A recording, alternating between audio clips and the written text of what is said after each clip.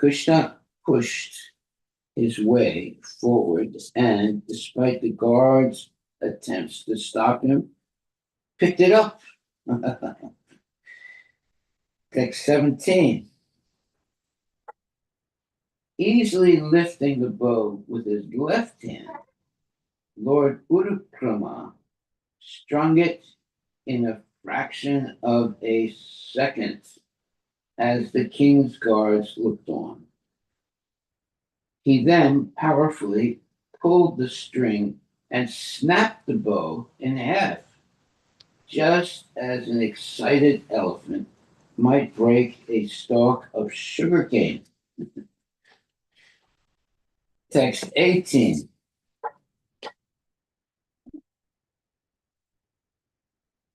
The sound of the bows breaking filled the earth and sky in all directions. Upon hearing it, Kamsa was struck with terror. Text 19.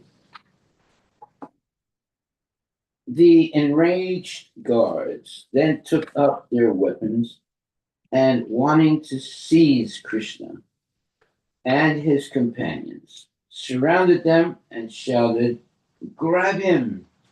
Kill him!" Text 20. Seeing the guards coming upon them with evil intent, Balarama and Keshava took up the two halves of the bow and began striking them down. Text 21. After also killing a contingent of soldiers sent by Kamsa, Krishna and Balarama left the sacrificial arena by its main gate and continued their walk about the city, happily looking at the opulent sights. Text 22.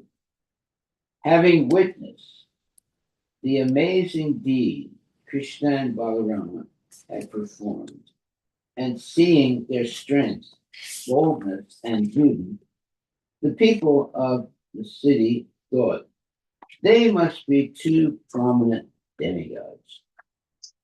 Text 23.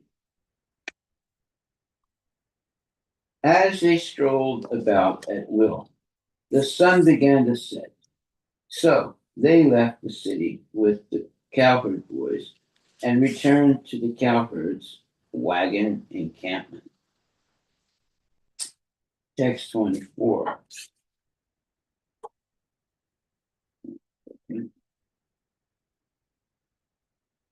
At the time of Mukunda's, meaning Krishna's, departure from Vrindavan, the gopis had foretold that the residents of Mathura would enjoy many benedictions. And now the gopis' predictions were coming true. For those residents were gazing upon the beauty of Krishna, the jewel among men. Indeed, the goddess of fortune desired the shelter of that beauty so much that she abandoned many other men, although they worshipped her. Text 25. After Krishna's and Balarama's feet were bathed, the two lords ate rice with milk. Then, although knowing what Kamsa intended to do, they spent the night there comfortably. Text 26 and 27. Okay, 1 second.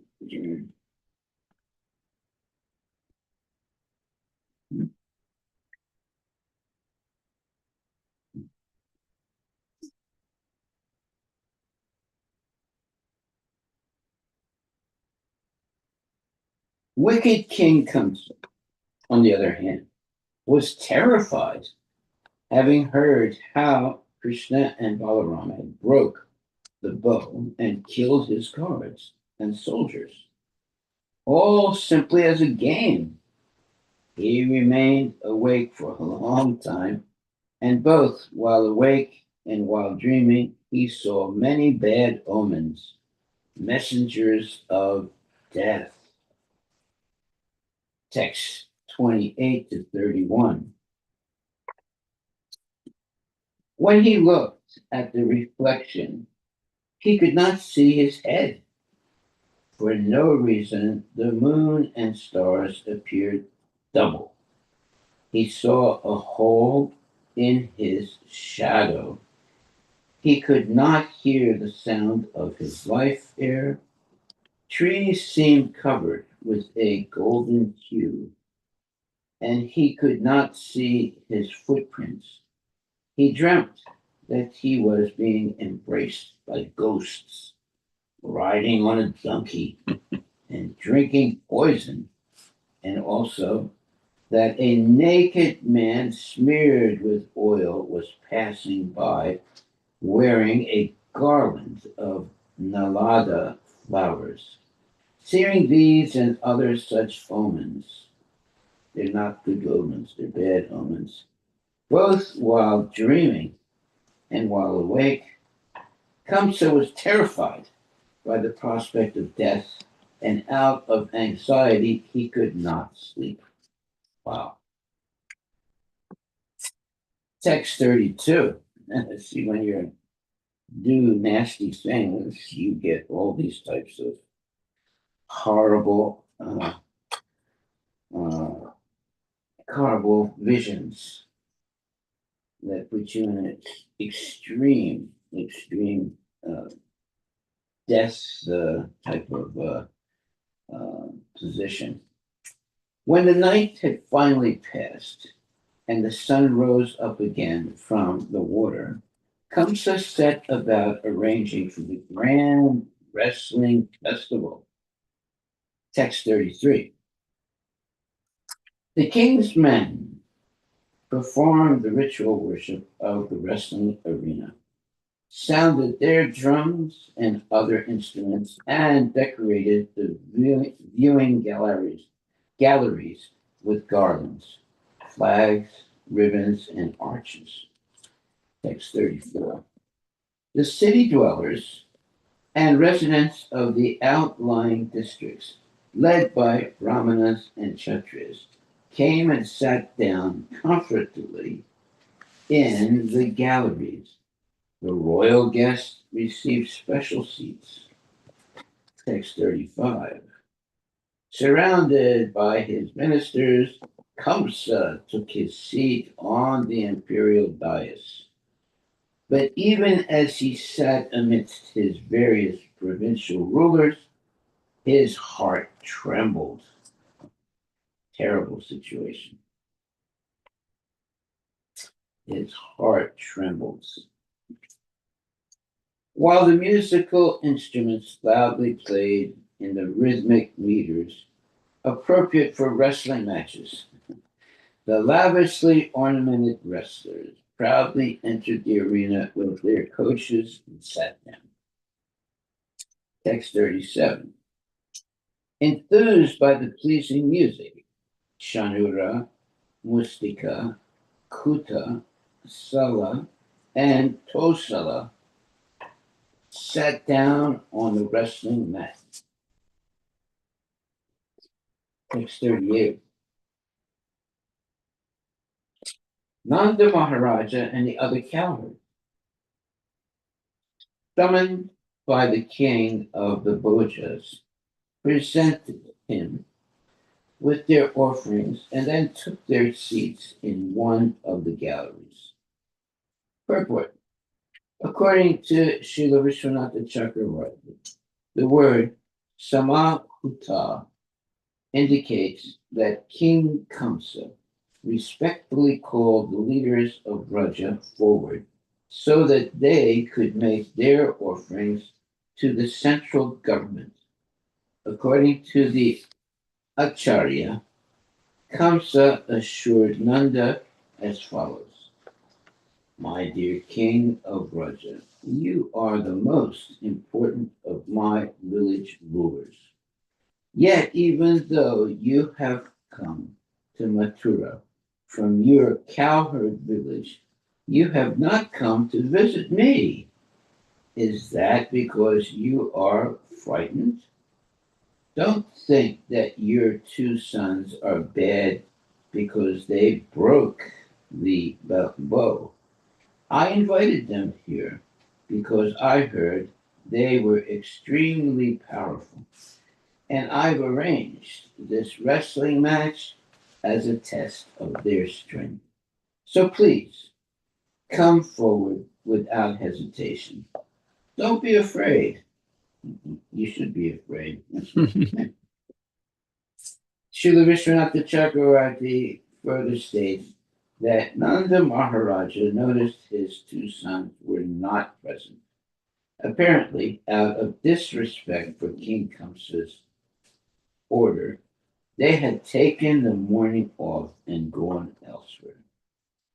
Thus, Kamsa delegated some cowherd men to go look for them and advised them to behave properly and come back to the wrestling arena.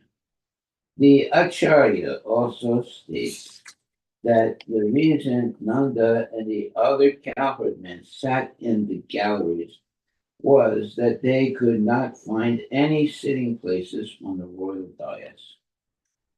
Thus end the purports of the humble servants of His Divine Grace, A.C. Bhakti Vedanta Swami Prabhupada, in the 10th canto, 42nd chapter of the Srimad Bhagavatam, entitled The Breaking of the Sacrificial Bow. Okay. Now we go to chapter 43. Krishna kills the elephant uh, elephant Kuvala Yapita. This chapter tells how Lord Krishna killed the lordly elephant Kuvala Yapita, how Krishna and Balarama entered the wrestling arena, and what Krishna said to the wrestler Shanura.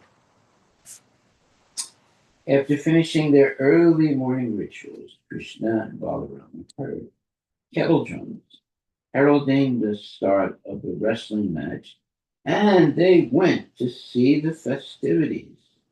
At the gate of the wrestling arena, they encountered an elephant named Kuvalayapita, who attacked Krishna at the urging of his keeper.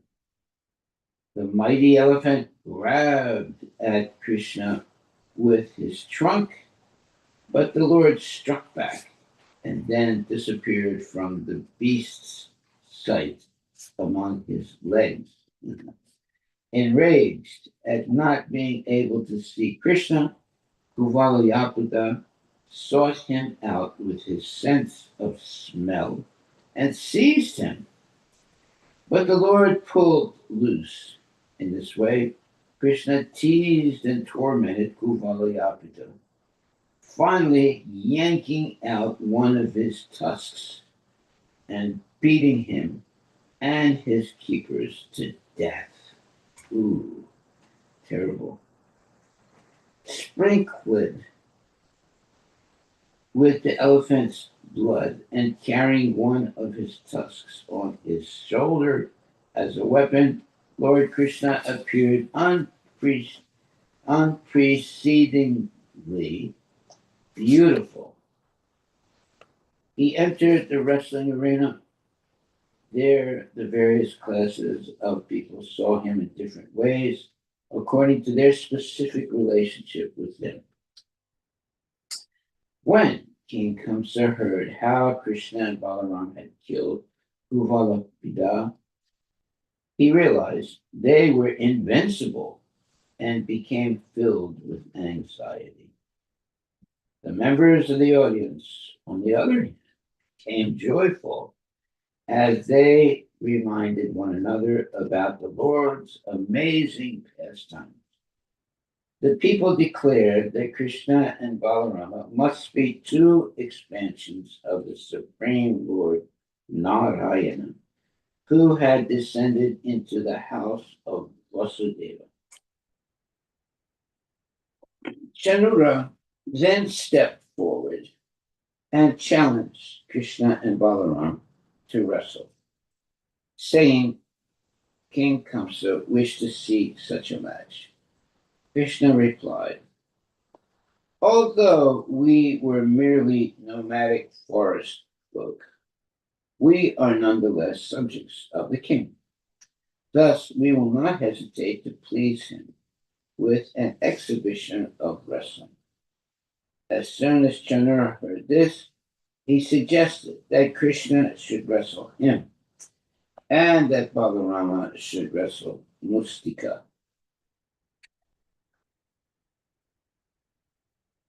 Sukadeva Goswami said, O chastiser of enemies, Krishna and Balarama, having executed all necessary purification, then heard the kettle drums resounding at the wrestling arena, and they went there to see what was happening.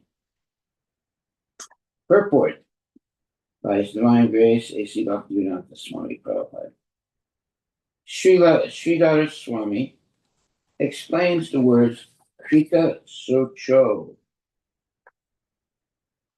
having executed all necessary purification, as follows. 2 days previously, Krishna and Balarama had executed their purification, their relief from offense, by performing heroic deeds. The Lord's reasoned, even after we have made our power known by breaking the bow and by performing other feats, our parents have still not secured freedom. Kamsa is again trying to kill them. Therefore, although he is our maternal uncle, it will not be wrong for us to kill him. They assured their offenselessness by this reasoning. They assured their offenselessness by this reasoning. Okay. Text 2. When Lord Krishna reached the entrance to the arena, he saw the elephant called Valapita blocking his way at the urging of his keeper. Purport. The elephant keeper revealed his malicious intent by blocking Lord Krishna's entrance into the arena. Text 3. Securely binding up his clothes and tying back his curly locks, Lord Krishna addressed the elephant keeper with words as grave as the rumbling of a cloud.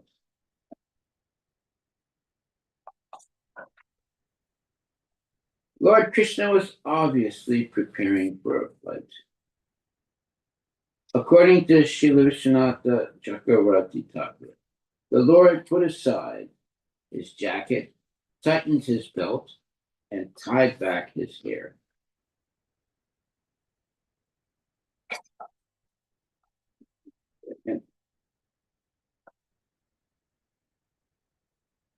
Text 4.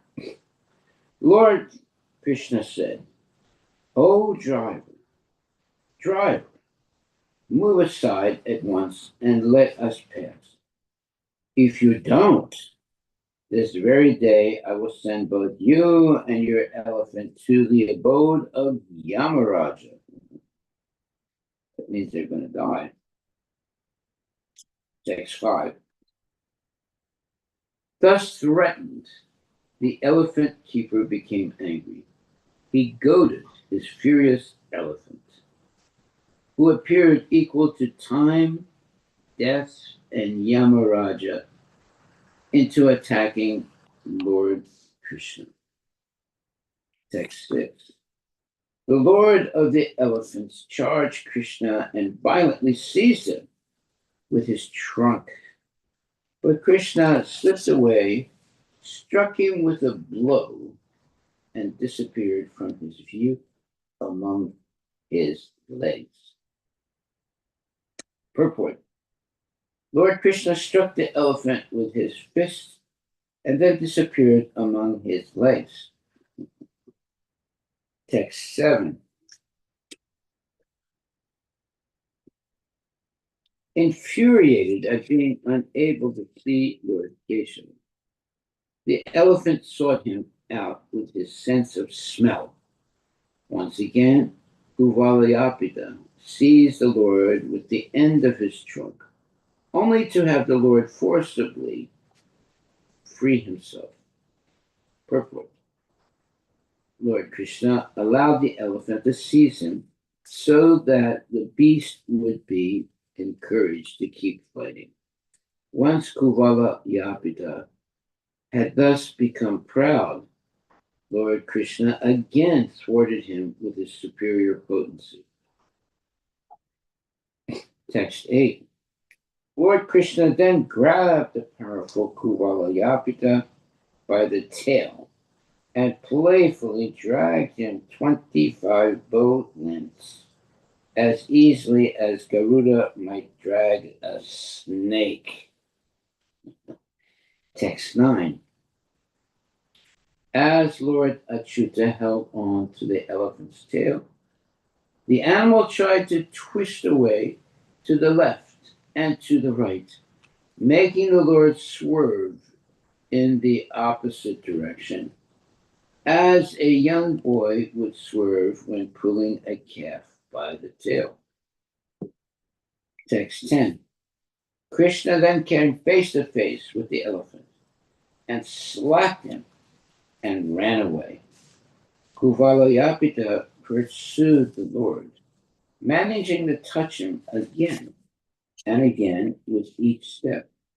But Krishna outmaneuvered the elephant and made him trip and fall. Ooh, that's going to be the end of him. Text 11. As Krishna dodged about, he playfully fell on the ground and quickly got up again.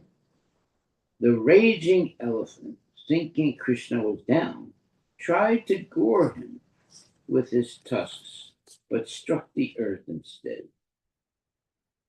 Text 12. His prowess foiled.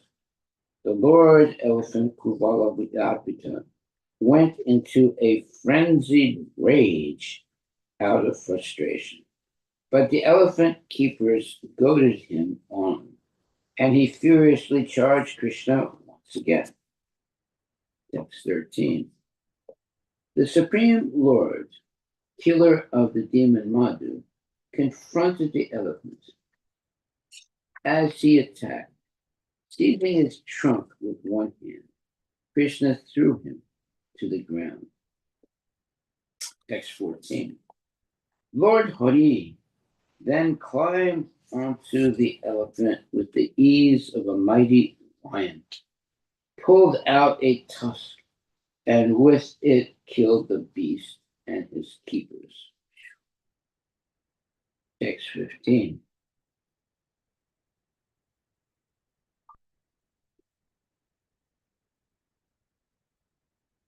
Leaving the dead elephant aside, Lord Krishna held on to the tusk and entered the wrestling arena, with the tusk resting on his shoulder. Drops of the elephant's blood and sweat sprinkled all over him, and his lotus face, covered with fine drops of his own perspiration. The Lord shone with great beauty. Text 16. My dear king, Lord Deva, and Lord Janardana, each carrying one of the elephant's tusks as his chosen weapon, entered the arena with several cowherd boys. Text 17. The various groups of people in the arena regarded Krishna in different ways when he entered it with his elder brother. The wrestlers saw Krishna as a lightning bolt, the men of Mathura as the best of males, the women as cupids in person, the cowherd men as their relative, the impious rulers as a chastiser, his parents as their child, the king of the Bojas as death, the unintelligent as the Supreme Lord's universal form, the yogis as the absolute truth, and the Rishnis as their supreme worshipable deity. So everyone has a different way of seeing the Lord. Purport. Srila Sridhar Swami quotes the following verse, which explains the 10 attitudes toward Krishna described here.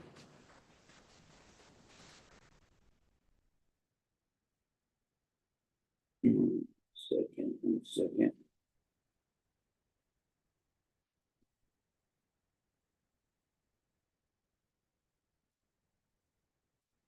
Okay. There are 10 different moods. Fury, perceived by the wrestlers. Wonder, by the men.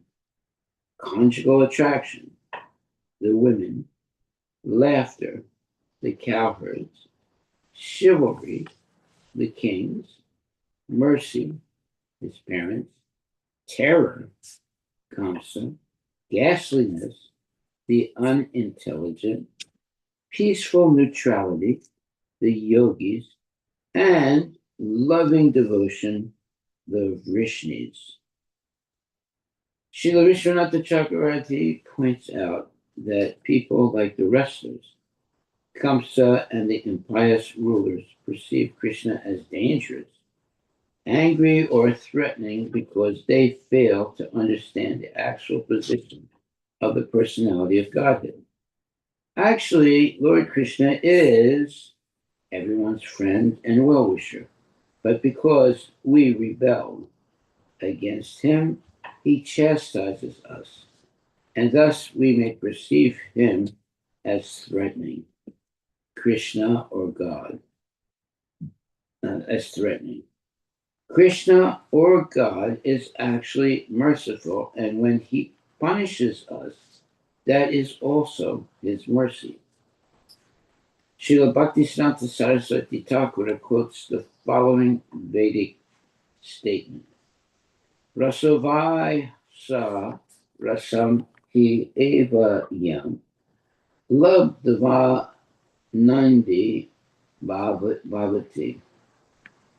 He himself is rasa, the taste or mellow of a particular relationship. And certainly one who achieves this rasa, becomes anadi, filled with bliss. Taittiriya Upanishad 2.7.1. Srila Bhaktisiddhanta Saraswati quotes a further verse to explain the word rasa. That which is beyond imagination, heavy with wonder, and relished in the heart, shining with goodness. Such is known as rasa. It's wonderful. As Srila Rupa Goswami elaborately explains in his Bhakti Rasamrita Sindhu, there are 5 main rasas: neutrality, servitude, friendship, parental love, and conjugal love. The 7 secondary rasas, amazement, humor, chivalry, compassion, fury, fear, and dread. Thus, altogether, there are 12 rasas, and the supreme object of them all is Sri Krishna himself. In other words, our love and affection are actually meant for Sri Krishna. Unfortunately, out of ignorance, we stubbornly try to squeeze happiness and love out of material relationships,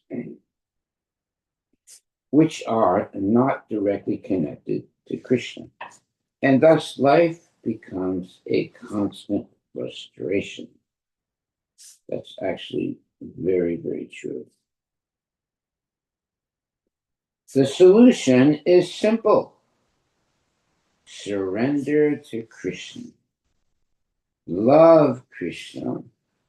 Love Krishna's devotees and be happy forever. I love that.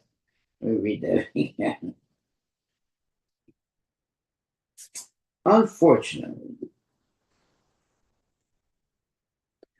in other words, our love and affection are actually meant for Sri Krishna.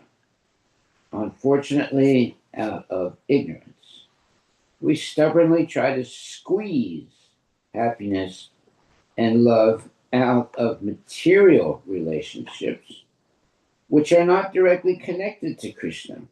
And thus, life becomes a constant frustration. The solution is simple: surrender to Krishna, love Krishna, love Krishna's devotees, and be happy forever. That is wonderful. Absolutely wonderful. Okay. That's the solution. That is the solution to all problems.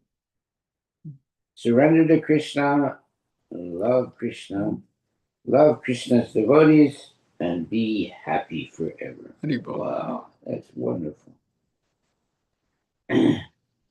Text 18. When Kamsa saw the Kuvala was dead and the two brothers were invincible, he was overwhelmed with anxiety, O king. Kamsa's in deep water now. Text 19.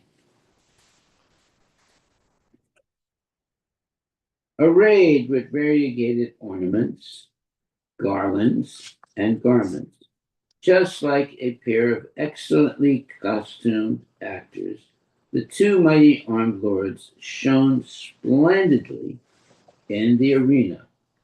Indeed, they overpowered the minds of all onlookers with their effulgence. Text 20. O king, as the citizens of the city and the people from outlying districts gazed upon those two supreme personalities from their seats in the galleries, the force of the people's happiness caused their eyes to open wide and their faces to blossom. They drank in the vision of the Lord's faces without becoming satiated. In other words, they could not stop looking at the Lord's. Text 21 and 22. Are we almost finished? We have time, Maharaj. Yeah, time still. The people seemed to be drinking Krishna and Balarama with their eyes, licking them with their tongues, smelling them with their nostrils, and embracing them with their arms. Reminded of the Lord's beauty, character, charm, and bravery, the members of the audience began describing these features to one another according to what they had seen and heard. Naturally, those who assembled in Mathura for the wrestling festival had heard the latest news of Krishna's and Balaram's adventures in the city. How the lords had broken the sacrificial bow, defeated the police, and killed the elephant Kuvala Yapita. And now that the people were seeing Krishna and Balaram enter the arena, Their greatest expectations were confirmed. Krishna is the embodiment of all beauty, fame, and opulence, and therefore those assembled in the wrestling arena became fully satisfied by glorifying what they had heard of him and were now seeing. Okay.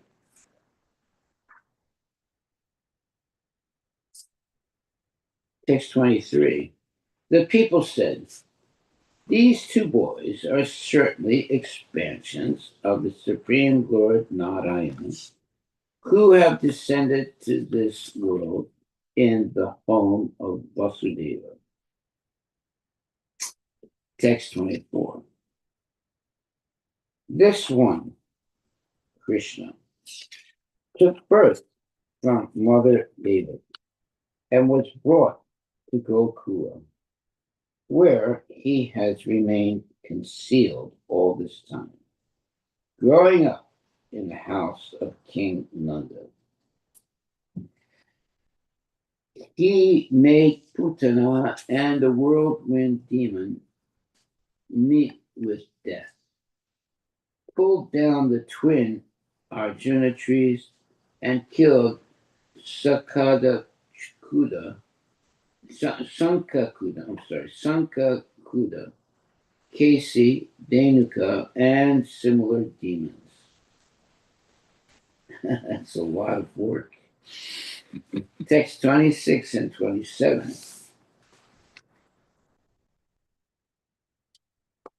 He saved the cows and cowherds from a forest fire and subdued the serpent Kalia. He removed Lord Indra's false pride by holding up the best of mountains with one hand for an entire week, thus protecting the inhabitants of Gokula from rain, wind, and hail. Text 28. The gopis overcame all kinds of distress and experienced great happiness by seeing his face, which is always cheerful with smiling glances and ever free of fatigue. Text 29. It is said that under his full protection, the Yadu dynasty will become extremely famous and attain wealth, glory, and power. Oh, that's good news. Text 30. This lotus eyed elder brother of his, Lord Balarama, is the proprietor of all transcendental property. He has killed Pralamba, Vatsaka, Baka, and other demons. Purport. In fact, two of the demons mentioned here were killed by Krishna, not Balarama. The reason for the mistake is that as news of Krishna's exploits spread among ordinary people, the facts became somewhat muddled. The same tendency can be observed in modern newspapers. Yeah. Text 31. While the people talked in this way, and the musical instruments resounded, the wrestler, Shanura, addressed Krishna and Balaram with the following words. Purport. Shanura could not tolerate that the audience was praising Krishna so highly. Therefore, he had to say something to the two brothers. Yeah. Instead of saying, I surrender, he's saying, talking nonsense and threatening. Text 32. Shanura said, O son of Nanda, O Rama, you two are well respected by courageous men and are both skillful at wrestling. Having heard of your prowess, the king has called you here, wanting to see for himself. Text 33. Subjects of the king who try to please him with their thoughts, acts, and words are sure to achieve good fortune.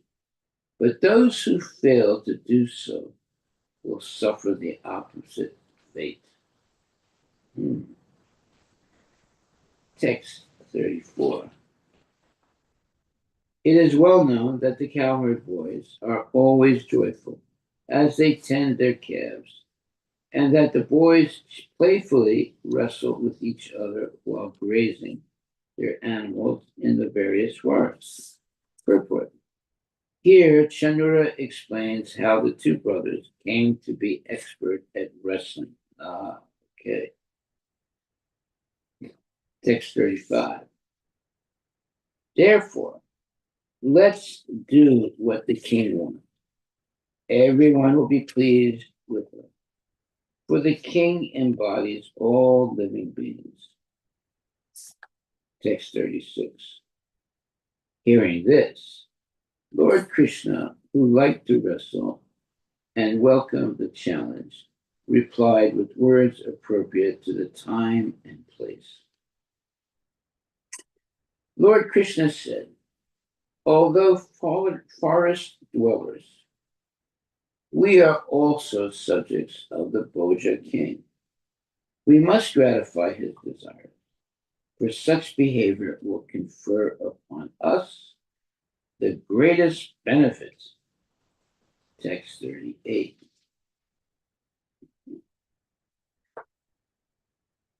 We are just young boys and should play with those of equal strength.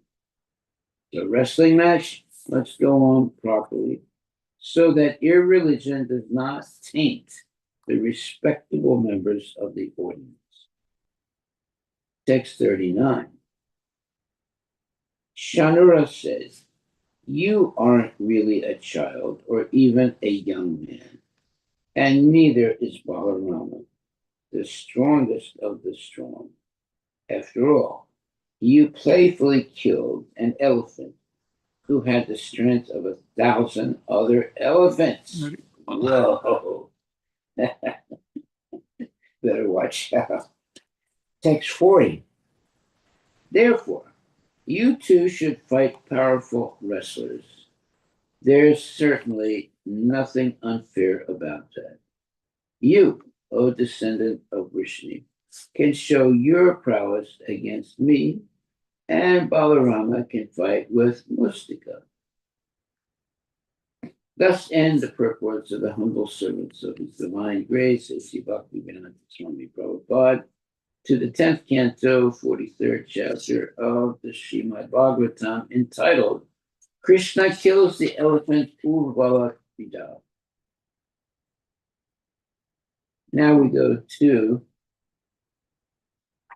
chapter 44, the killing of Kamsa. Whoa, this is the best part. This chapter tells how Krishna and Balarama killed the wrestlers, how Krishna killed Kamsa and consoled Kamsa's wives, and how the two lords were reunited with their mother and father. Deciding to wrestle, Lord Krishna faced off against Chanura, and the Lord Baladeva took on Mustika. Battling arm to arm, head to head, knee to knee, and chest to chest, the opponents attacked each other so fiercely that they appeared to be harming even their own bodies. The ladies in the arena, seeing the violent battle, began to condemn the king and all the members of the assembly. A respectable audience should never have allowed a wrestling match between such huge wrestlers whose limbs are as tough as lightning bolts, and such tender young boys who are just entering youth. An intelligent person should never enter an assembly if he sees the injustice being done. Because Vasudeva and Devaki did not fully understand the power of Krishna and Balaram, They became extremely unhappy when they heard the women of the audience speak these words. Shri Krishna then grabbed Chandra's arms, whirled him around several times, and threw him to the ground, killing him. Mustika met a similar fate. After being struck powerfully by Lord Balarama's palm, he began vomiting blood and then fell down dead. Thereupon, the wrestlers named Kuta, Sava, and Tosala came forward, but Krishna and Balaram easily killed them with the blows of their fists and feet. The remaining wrestlers, fearing for their lives, all fled, except for Kamsa. Everyone present cheered Krishna and Balaram.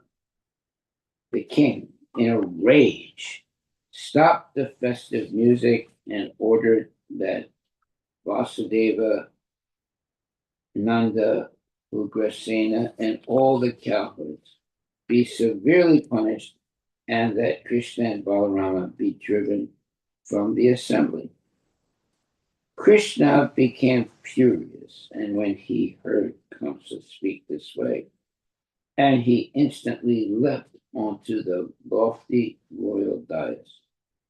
He grabbed Kamsa by the hair, hurled him down onto the floor of the wrestling ring, and threw himself on top of him. In this way, Kamsa met his death, because out of fear, Kamsa had always thought of Krishna. After his death, he gained the liberation of having a form like the Lord's. Well, you see, he got blessed.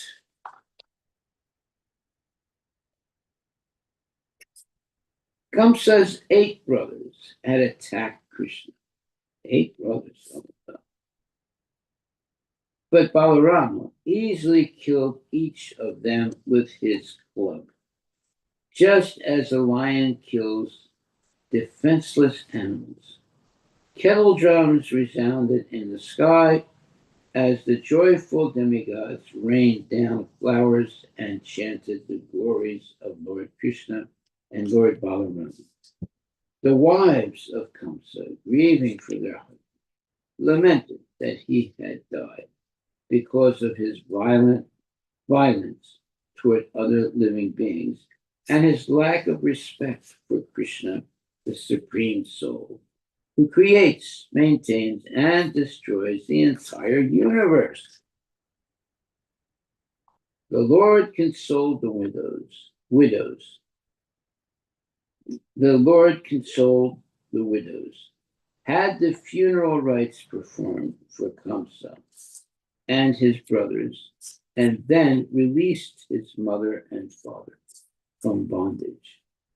Krishna offered obeisances at his parents' feet, but they now, understanding him to be the Supreme Personality of Godhead, did not embrace him.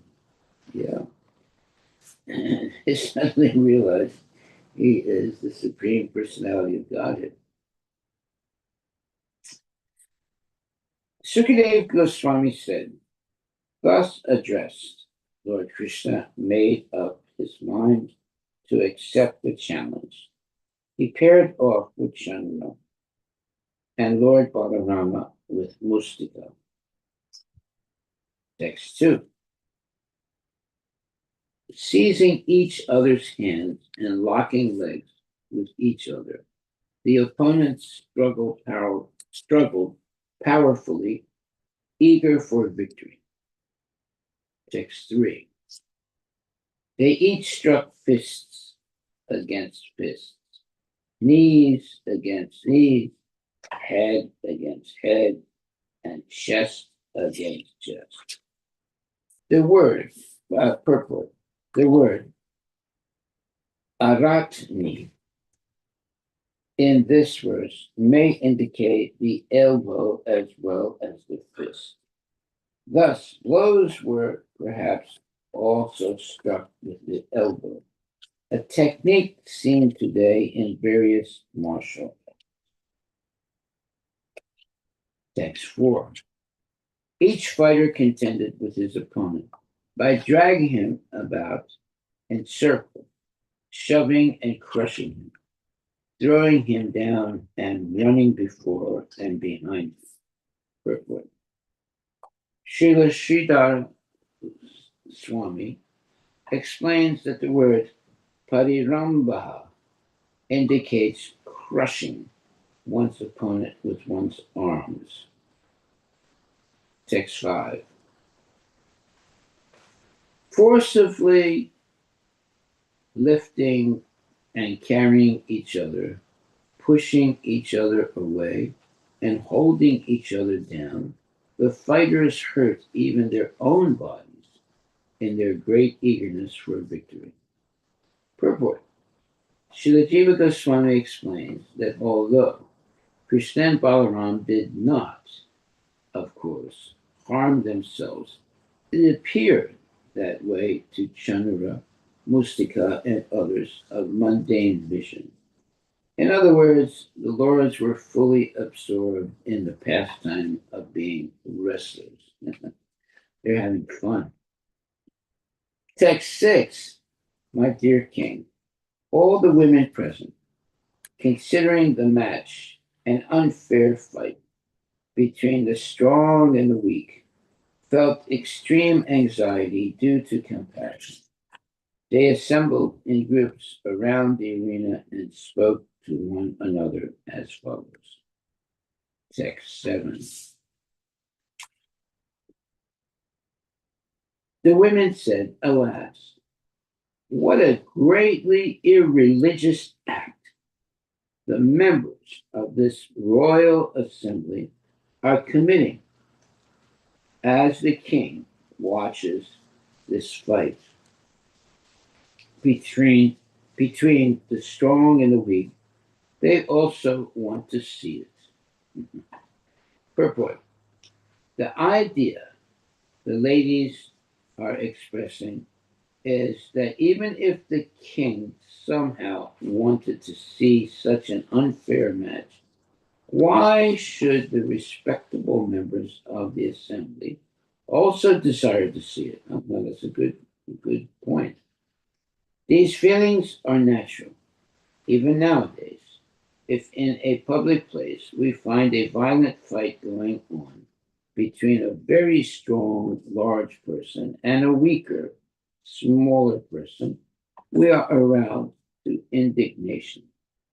Compassionate women are especially offended and enraged by such unfair violence. Text 8. What comparison can there be between these two professional wrestlers with limbs as strong as lightning bolts and bodies resembling mighty mountains, and these two young, immature boys with exceedingly tender limbs? Text 9. Religious principles have certainly been violated in this assembly.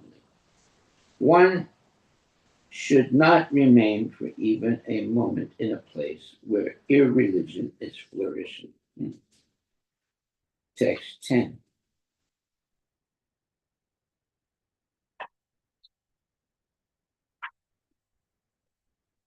A wise person should not enter an assembly if he knows the participants there are committing acts of impropriety. And if, having entered such an assembly, he fails to speak the truth, speaks falsely, or pleads ignorance, he will certainly incur sin. Oh, that's nice. Very good statement. Text 11. Just seeing the lotus face of Krishna as he darts around his foe,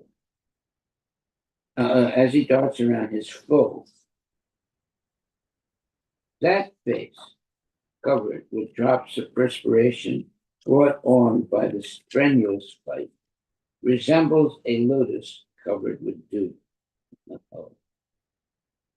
Dew is uh, the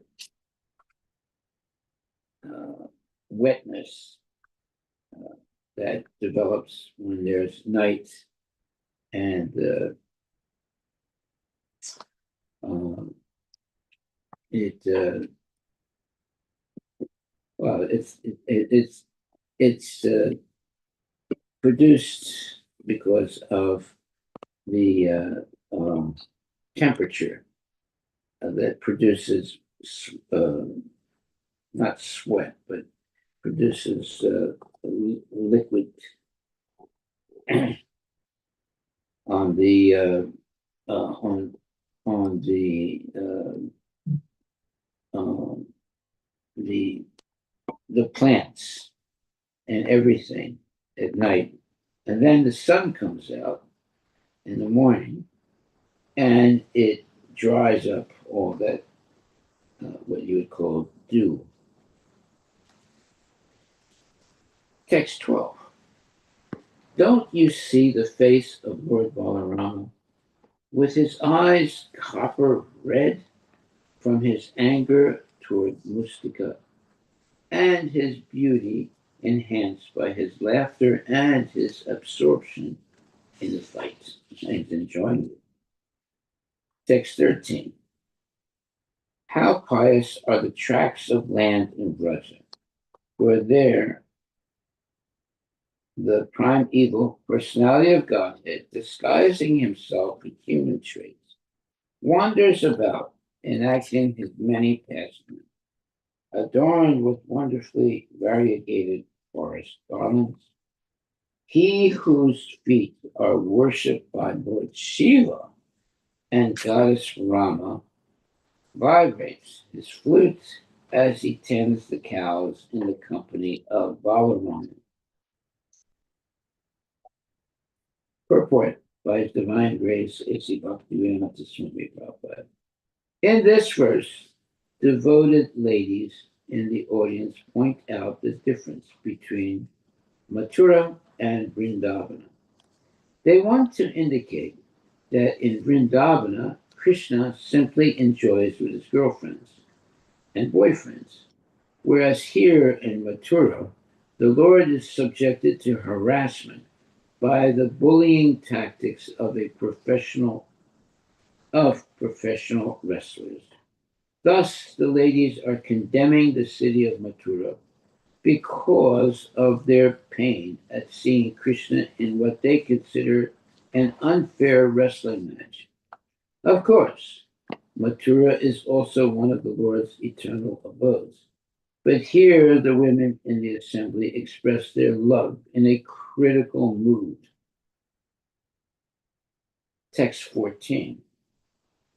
What austerities must the gopis have performed? With their eyes, they always drank the nectar of Lord Krishna's form, which is the essence of loveliness and is not to be equaled or surpassed. That loveliness is the only abode of beauty, fame, and opulence. It is self perfect, ever fresh, and extremely rare. Purport.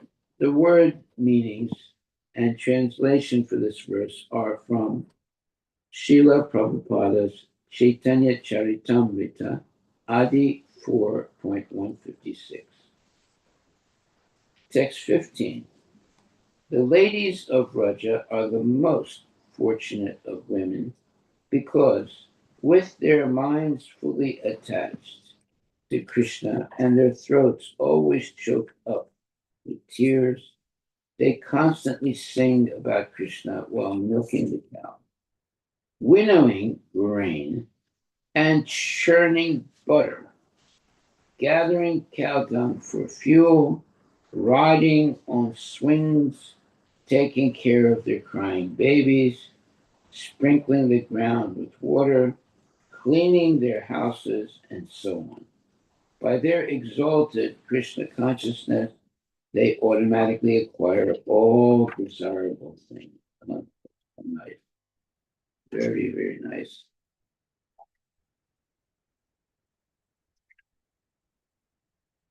When the gopis hear Krishna's playing his flute as he leaves Raja in the morning with his cows or returns with them at sunset, the young girls quickly come out of their houses to see him. They must have performed many pious activities to be able to see him as he walks on the road, his smiling face mercifully glancing upon them. Text 17. Sukadeva Goswami continued, as the women spoke thus, O hero of the Bharatas, Lord Krishna, the master of all mystic power, made up his mind to kill his opponents. Text 18. Out of affection for the two lords, their parents, Devaki and Vasudeva, became overwhelmed with sorrow when they heard the women's fearful statement. They grieved, not knowing their son's strength. Purport. Naturally, Krishna's parents would lament in this situation, thinking, why didn't we keep our sons at home? Why did we allow them to participate in this corrupt exhibition? Text 19.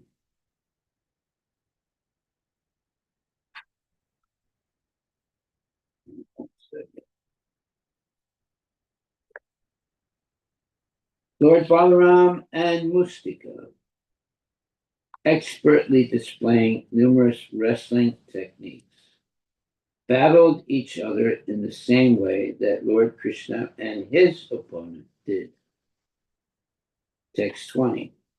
The harsh blows from the Supreme Lord's limbs fell like crushing lightning bolts upon Chanura, breaking every part of his body and causing him more and more pain and fatigue. Oh, terrible. Purport. Chandra's elbows, arms, knees, and other limbs were all weakening. Text 21. Furious, Chandra attacked Lord Vasudeva with the speed of a hawk and struck his chest with both fists. It appeared that Chandra, realizing he was being defeated, became furious and made a final attempt to defeat Lord Krishna. The demon certainly had the spirit of a good fighter, but if he hoped for victory, he was certainly in the wrong place at the wrong time with the wrong person.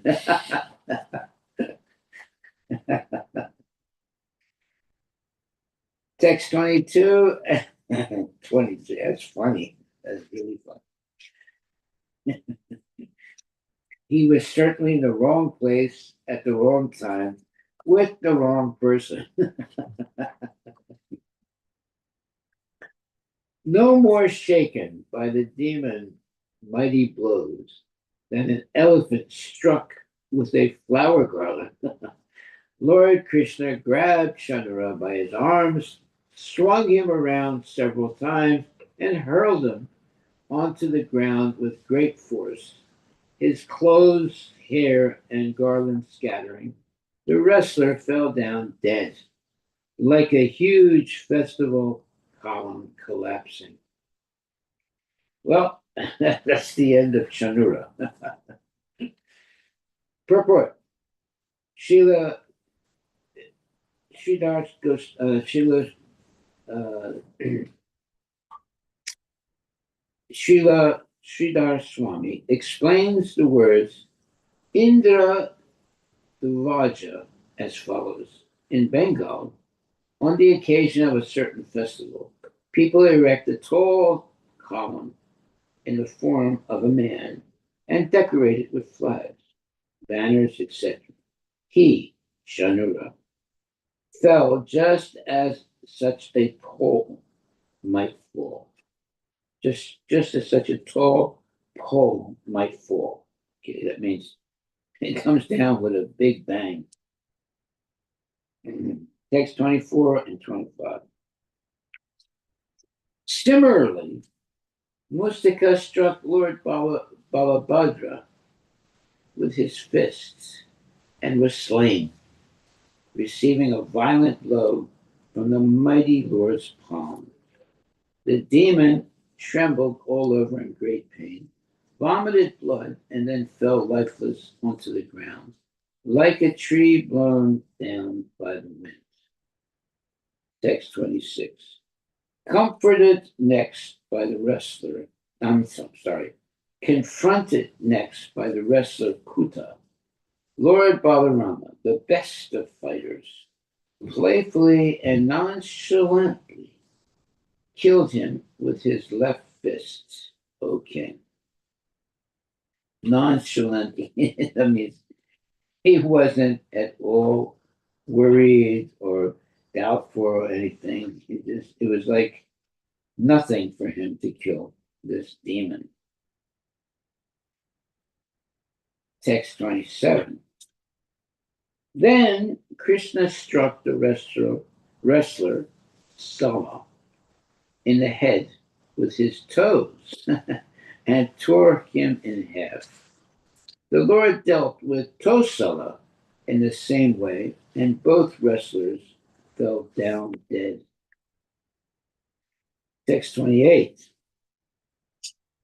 Shanura, Mustika, Kuta, Sala, and Tosala, having been killed, the remaining wrestlers all fled for their lives.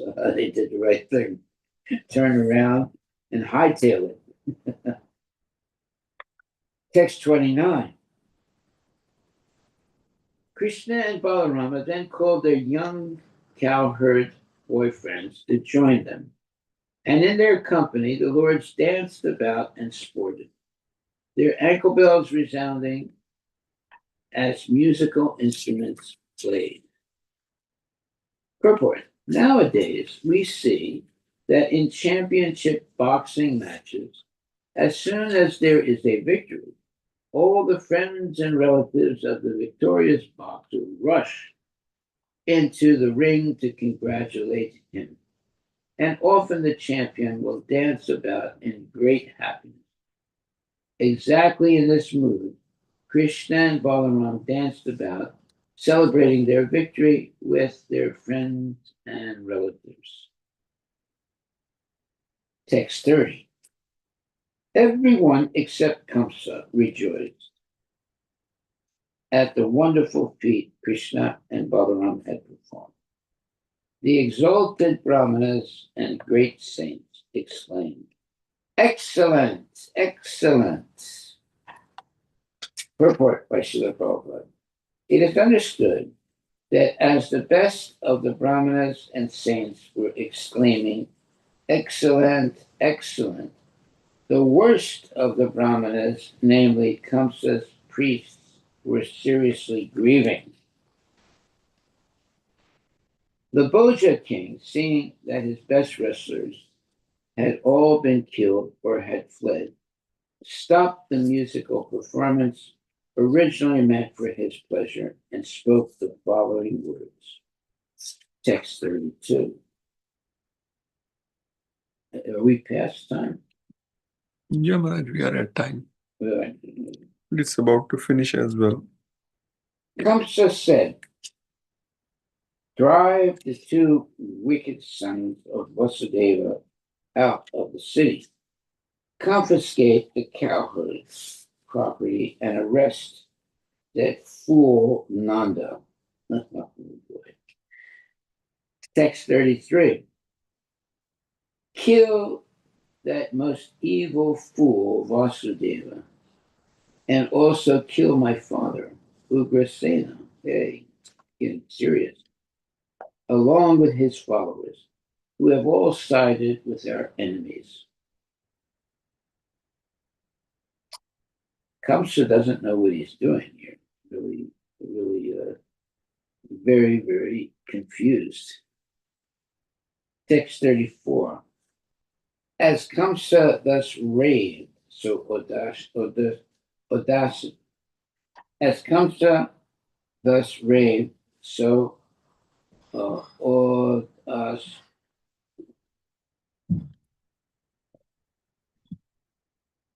audaciously, the infallible Lord Krishna, in, intensely angry, quickly and easily jumped up onto the high royal dais. Okay.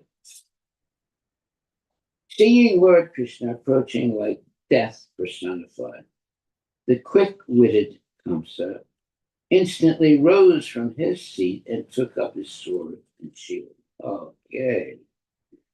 Now the beginning of the end. Text 36. Sword in hand, Kamsa moved quickly from side to side like a hawk in the sky. But Lord Krishna, whose fearsome strength is irresistible, powerfully seized the demon just as the son of Tarksya might capture a snake.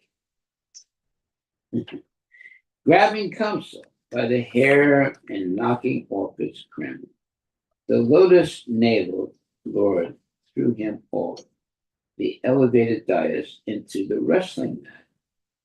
Then the independent Lord, the support of the entire universe, threw himself upon the king. Purports in Krishna, the Supreme Personality of Godhead, the book. Srila Prabhupada describes the death of Kamsa as follows. Quote, Krishna at once straddled his chest and began to strike him over and over again. Simply from the strokes of Krishna's fist, Kamsa lost his vital force. Text 38. Kamsa should have stayed at home that as a lion drags a dead elephant. Whoa. The Lord had dragged Kamsa's dead body along the ground in full view of everyone present. O king, all the people in the arena tumultuously cried out, oh, oh. Purport. Srila Vishwanatha Chakravarti explains that many people in the audience thought Kamsa had simply been knocked unconscious when thrown from the lofty dais. Therefore, Lord Krishna dragged his corpse so everyone would realize that the evil king was indeed dead. Thus, the exclamation, ha, ha, indicates how surprised the people were that the king was suddenly dead and gone. The audience, astonished, is also mentioned in the Vishnu Purana. Tato ha ha kritam sarvam asitad ranga mandalam avajanana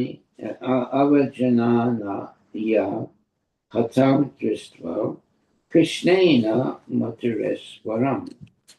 Then the entire arena became filled with cries of astonishment as the people saw that the master of Mathura had been contemptuously killed by Krishna.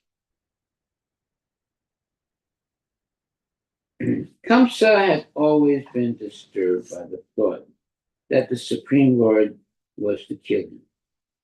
Therefore, when drinking, eating, moving about, sleeping, or simply breathing, the king had always seen the Lord before him with this weapon in his hand. Thus, Kamsa achieved the rare boon of attaining a form like the Lord's. Yeah, because he's always seeing the Lord. Purport. Although born out of fear, Kamsa's constant meditation on the Supreme Lord eradicated all his offenses. Hmm. Haribo. And therefore the demon was liberated upon his death at the Lord's hands. You see, whether you're uh, a a servant of the Lord's or you're a adversary against the Lord, you get the blessing of the Lord. Right. Yeah. Text 40. Kamsa's 8 younger brothers, led by Kanka and Nyagrodaka, then attacked the lords in a rage, seeking to avenge their brother's death. As they ran swiftly toward the two lords, ready to strike, the son of Rohini slew them with his club, just as a lion easily kills other animals. Text 42. Kettle drums resounded in the sky as Brahma, Shiva, and other demigods, the Lord's expansions, rained down flowers upon him with pleasure. They chanted his praises, and their wives danced. Text 43. My dear king, the wives of Kamsa and his brothers, aggrieved by the death of their well-wishing husband, came forward with tearful eyes, beating their heads. Text 44. Embracing their husband, who lay on a hero's final bed, the sorrowful women loudly lamented while shedding constant tears. Text 45. The women cried out, Alas, O Master, O dear one, O knower of religious principles, O kind and compassionate protector of the shelterless, by your being slain, we have been slain, together with your household and offspring. Text 46. O great hero among men, bereft of you, its master, the city has lost its beauty, just as we have, and all festivity and good fortune within it have come to an end. Text 47. O dear one, you have been brought to this state because of the terrible violence you committed against innocent creatures. How can one who harms others attain happiness? Very good question. Very good. How can one who harms others attain happiness? It's not possible. Purport.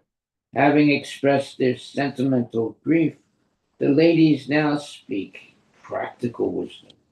Yeah.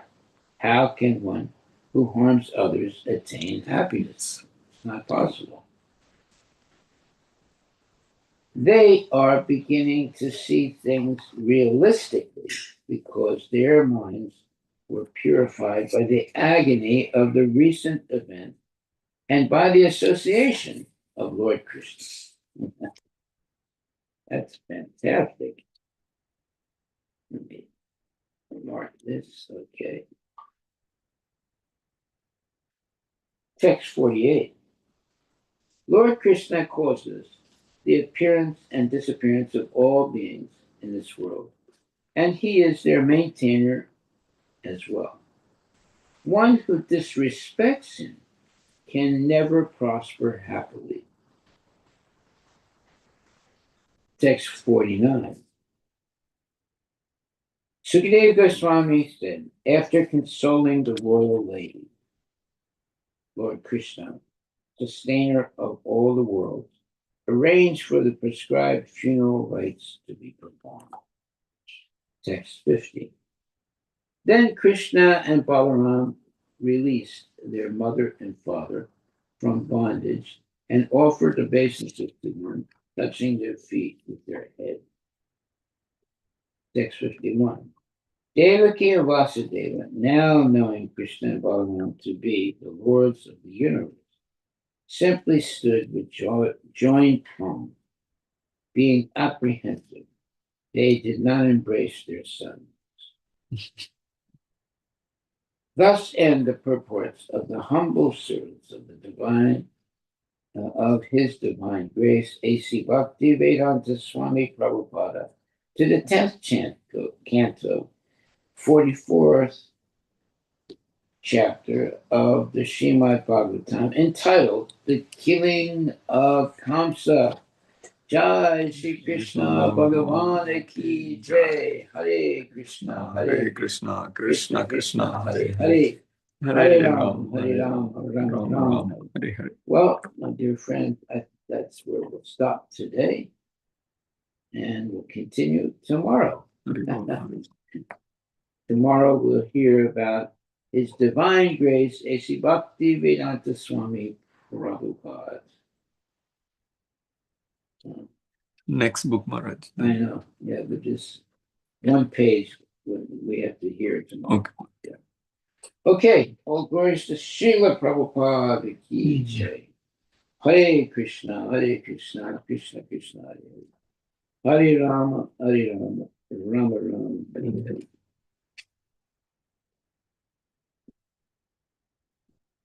This is better than going to a movie or something like that. This is like real. The movie is just nonsense.